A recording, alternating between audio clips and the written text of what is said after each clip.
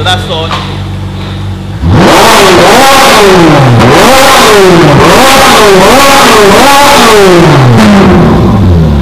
It would have been rude not to do that. Armytrix SB smashed it.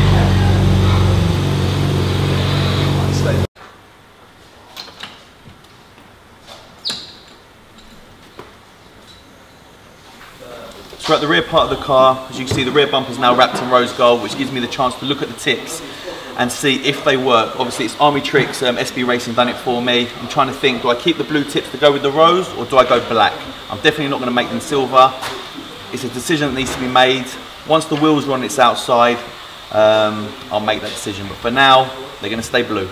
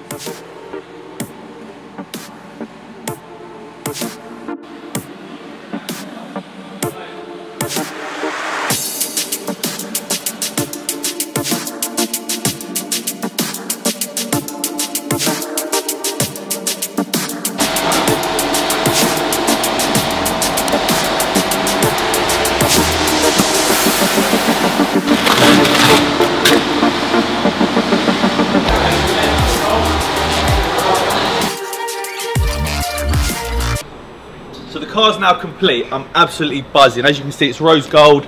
We've gone satin black roof, satin black mirrors with like rose gold through the center. As you can see, the wheels are gloss black, brakes are yellow, even down to this. These used to be gloss black. I've now made them satin black, tinted the rear lights, including the brake light. The exhaust, SB Racing, Armytrix done this for me. I'm loving the blue tips now. Originally I was thinking of changing them. I think it works, especially when the light hits the car, you get like a blue tinge. Overall, I'm buzzing. It's a one-off. The only other person that's got a rose gold car is Tiger in America. There's no UK car like this. It's a one-off. I'm really happy. Check out my car.